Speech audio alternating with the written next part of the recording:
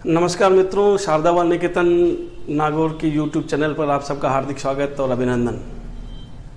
दो वीडियो आपने पहले भी देखे थे पद परिचय के, उसमें विकारी शब्दों के बारे में जानकारी दी गई थी।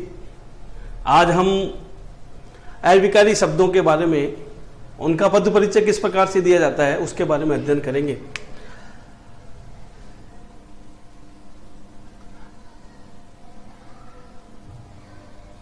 अविकारी शब्दों के परिचय देने के संबंध में ज्यादा कुछ भी नहीं है। अब आप सोचते होंगे ज्यादा कुछ भी नहीं का क्या मतलब हो गया। तो ज्यादा कुछ भी नहीं का मतलब ये हो गया कि पहले आप लोगों ने देखा कि जो विकारी शब्द थे, उन विकारी शब्दों के जैसे संज्ञा शब्द के बारे में हमने जानकारी प्राप्त की थी। उस संज्ञा शब्द में आपको प्रकार लिखना पड़ता था। प्रकार के बाद लिंग, वचन, कारक, ये बातें मुख्य रूप से लिखनी पड़ती थी। यानी चार चीजें होती थी। अविकारी शब्द की बात आई, अविकारी शब्द आते ही सबसे पहले तो लिंग और वचन हट जाएगा, और यदि लिंग और वचन हट जाएगा तो उसके बाद कारक भी हट जाएगा। बचेगा क्या? प्रकार। यानी अविकारी शब्दों का परिचय केवल दो बिंदुओं के आधार पर मुख्य रूप से दिया जाता है। सबसे पहले तो आपको देना होता है प्रकार, दूसरा अगर उसका कोई भेद हो वो दे दें, और अगर संबंध की बात आए तो आप ज्यादा से ज्यादा संबंध बता सकते हैं। यानी दो बिंदुओं से ही अविकारी शब्द पूर्ण हो जाता है। अब दो बिंदुओं से पूर्ण होता है तो अब आपके दिमाग में आता है अविकारी शब्द होता क्या है। अविकारी शब्द ऐसे शब्द जिनमें किसी प्रकार का कोई विकार उत्पन्न नहीं होता। अविकारी, अतन विकारी, इस प्रकार से बना है। एक उपसर्ग, इसका अर्थ होता बिना से लिया गया है, और बिना से लिया गया है विकारी, यानी कोई ना कोई विकार, यानी परिवर्तन, बदलाव। तो ऐसे शब्द जो बिना बदलाव के हैं, बिना परिवर्तन के हैं, वो अविकारी है, जिसमें किसी प्रकार से कोई परिवर्तन नहीं होता। लिंग, वचन, काल, कारक, इनकी वजह से कोई परिवर्तन नहीं होता, वो स्थायी बने रहते हैं। ऐसे शब्द अविकारी शब्द कहलाते हैं। अब पद परिचय है तो बात आती है प्रकार की। तो अविकारी शब्दों के भी चार प्रकार हैं।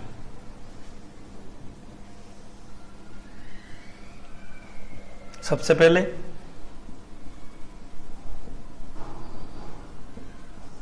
क्रिया विशेषण, नंबर 2 संबंध बोधक, नंबर 3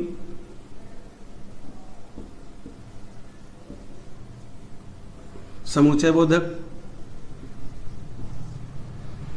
और नंबर 4 विस्मयादि बोधक। ये चार प्रकार के भेद। क्रिया विशेषण की बात करते हैं तो इसके भी चार भेद हैं। नंबर 1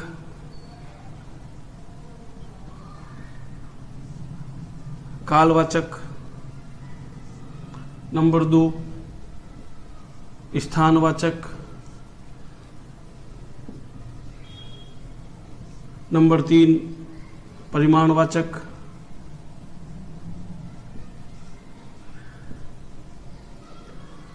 और नंबर 4 रीतिवाचक। रीति का मतलब होता ढंग, रीतिवाचक। संबंध बोधक की बात करते हैं तो हालांकि खूब सारे हैं, लेकिन क्रिया विशेषण जो हैं वही संबंध बोधक के रूप में दर्शाए जाते हैं। वो कैसे होगा वो आगे चलेंगे। और अब बात करते हैं समुच्चय बोधक की। समुच्चय बोधक में भी समानाधिकरण है, व्यधिकरण है, दो प्रकार के हैं, लेकिन इतना पद परिचय में आवश्यकता नहीं, इसलिए हम लोग इसमें दो चीजें करते हैं। एक होता है संयोजक और एक होता है विभाजक। विस्मयादि बोधक की बात करते हैं तो अपना हाव भाव कैसा है उसके संबंध में। तो मूल में हम लोगों को क्या चीजें देखनी होती है, दो ही चीजें देनी होती है। ये संबंध आपको ध्यान में है तो एक प्रकार देना होता है। अब क्रिया विशेषण है तो आप लिखिए पहले अविकर्य अवयव शब्द, दूसरा लिख दीजिए क्रिया विशेषण। दो बिंदु लिखेंगे तो भी काम चल जाएगा। अब मैं आपको एक उदाहरण देखकर इन चीजों को समझाता हूं। उदाहरण की बात करते हैं, जैसे मैंने यहां वाक्य लिखा है,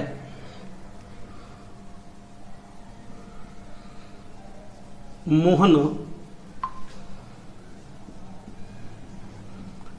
तेज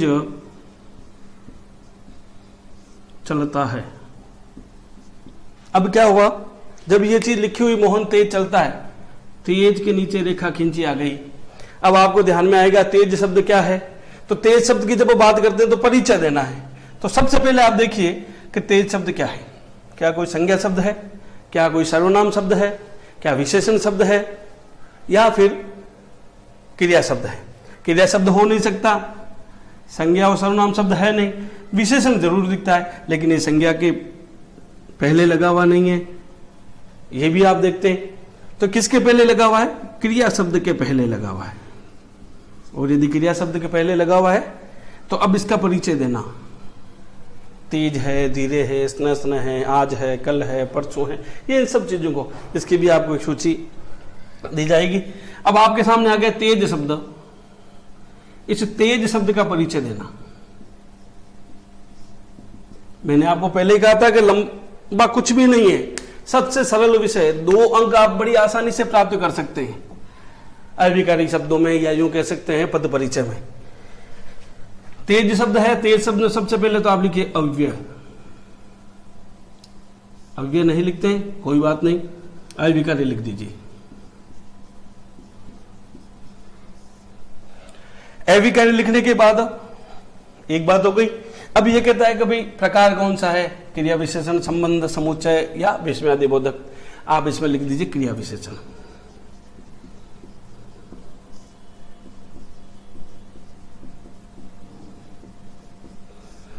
क्रिया विशेषण लिखने के बाद यदि आपको ध्यान में है कि ये क्रिया विशेषण का कौन सा भेद है तो आप वो लिख सकते हैं, नहीं भी लिखे और इतना लिख के छोड़ दें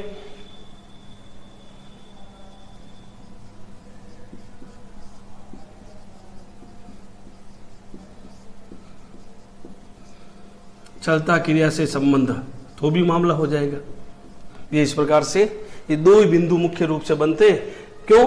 क्योंकि बाकी के भेद है नहीं, तो ये अगर उपभेद अगर नहीं भी लिखे तो भी चलता है। अन्यथा आप रीतिवाचक, आपको ध्यान में है तो आप रीतिवाचक लिख सकते हैं, नहीं तो आप वहीं छोड़ दीजिए। केवल 2 बिंदु लिखना, 1 और 2, ये भी आपको ध्यान में नहीं होता संबंध, कोई बात नहीं। आप सबसे पहले लिखिए अव्यय शब्द या अविकारी शब्द, दूसरा भेद लिख दीजिए, नंबर पूरे मिलते हैं। अब हम बात करते हैं कि भाई समुच्चय बोधक या संबंध बोधक। तो मैंने आपको कहा था कि जो क्रिया विशेषण होते हैं वो क्रिया विशेषण सारे के सारे लगभग संबंध बोधक में प्रयुक्त होते हैं।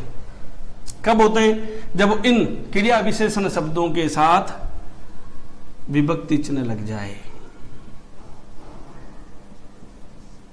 क्रिया विशेषण शब्दों के साथ यदि विभक्ति चिन्ह लगता है तो वह संबंध बोधक हो जाता है। जैसे एक उदाहरण मैं आपके सामने रखता हूं, आपको ये जो भेद हैं इनका आप स्क्रीनशॉट ले लीजिए।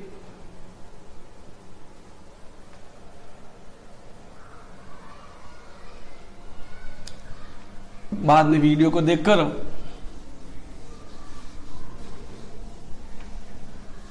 आप कॉपी में भी लिख सकते हैं, अच्छे से नोट्स बन जाएंगे। तो पूरी 12th क्लास तक आपको ज़्यादा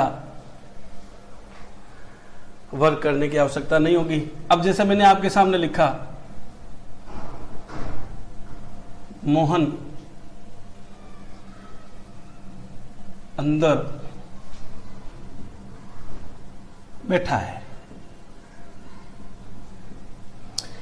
एक वाक्य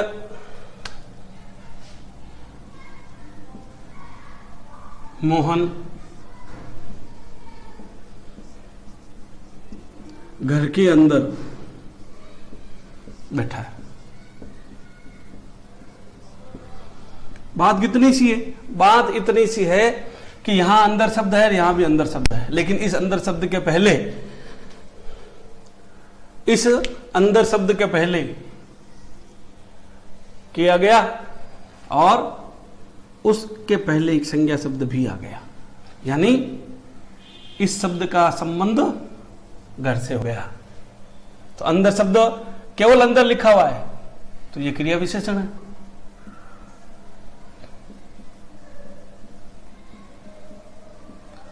और यदि इसी क्रिया विशेषण के साथ विभक्ति चिन्ह आ जाए और एक संज्ञा शब्द आ जाए तो यह संबंध बोधक बन जाता है। यह चीज आपको ध्यान में रखनी है, यह रखेंगे तो हमारे लिए विषय और ज्यादा सरल हो जाएगा। अब एक बात करते हैं, लिखा हुआ आ जाए, मान लीजिए आहा,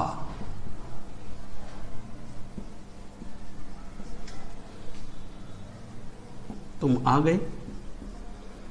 मान लीजिए इस प्रकार का वाक्य लिखा हुआ है और इस प्रकार के वाक्य में आहा के नीचे रेखा खींची हुई है।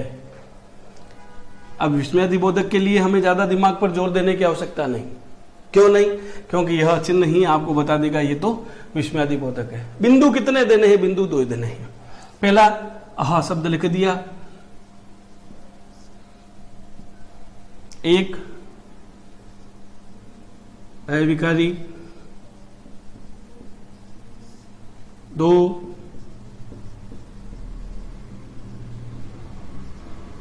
विस्मयादिबोधक,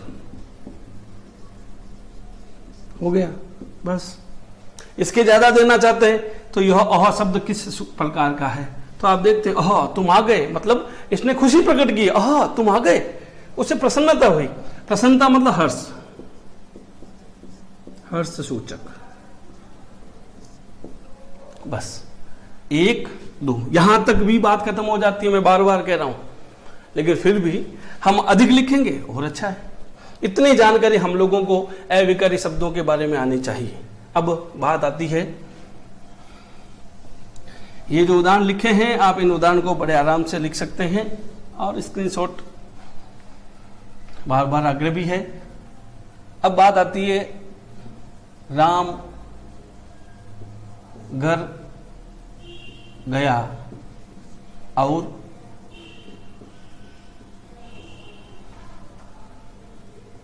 शिव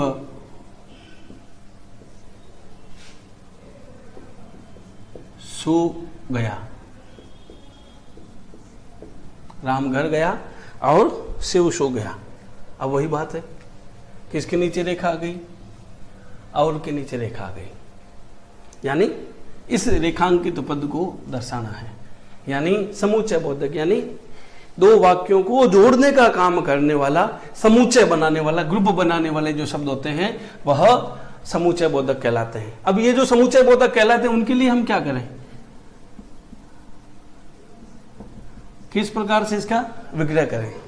विग्रह करने का तरीका, पद परिचय देने का तरीका किस प्रकार से होगा? सबसे पहले तो अविकारी, कितना आसान है। उसके बाद समुच्चय की बात हुई, जोड़ने की बात हुई,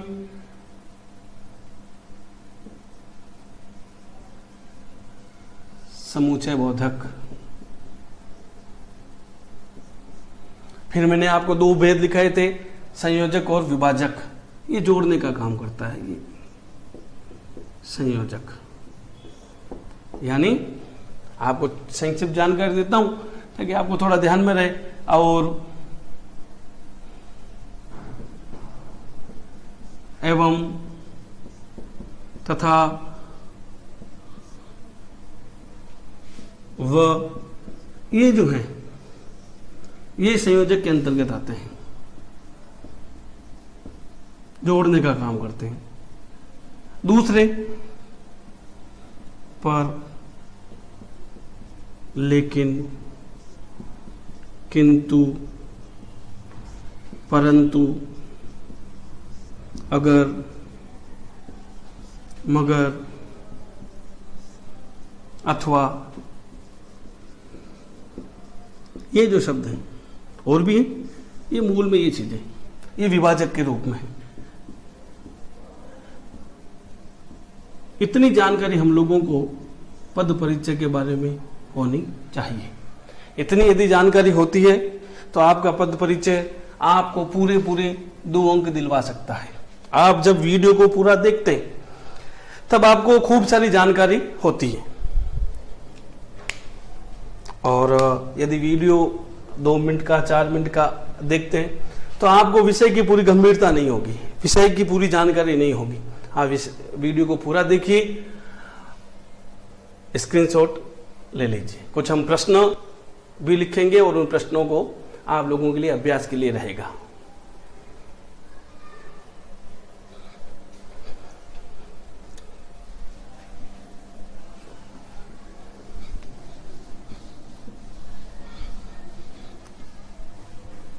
आपको शब्द की जानकारी होनी चाहिए कि ये शब्द जो हैं, ये शब्द अविकारी है या फिर विकारी है, यानी संज्ञा शब्द है, विशेषण शब्द है, कौन से हैं, इसकी आपको जानकारी होनी चाहिए।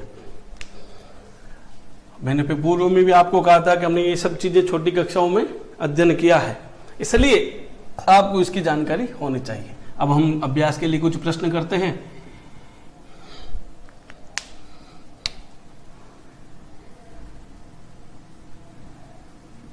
मोहित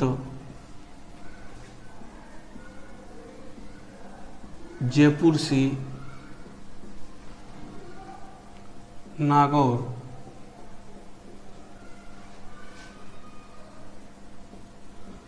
कल आएगा। एक ही शब्द है, मोहित कल। इन 2 शब्दों के नीचे आप लोगों को रेखा करके दे दी है, आप आसानी से इनके उत्तर आप लोगों को करना है। मैं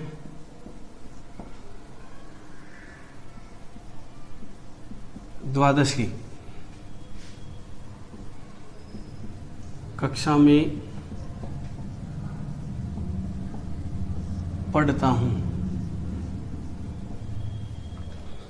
रेखा है मैं द्वादशी। तीसरा प्रश्न है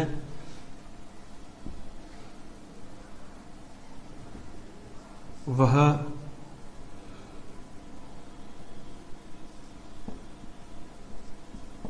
बहुत छोटा है। रेखा है छोटा। और नंबर 4,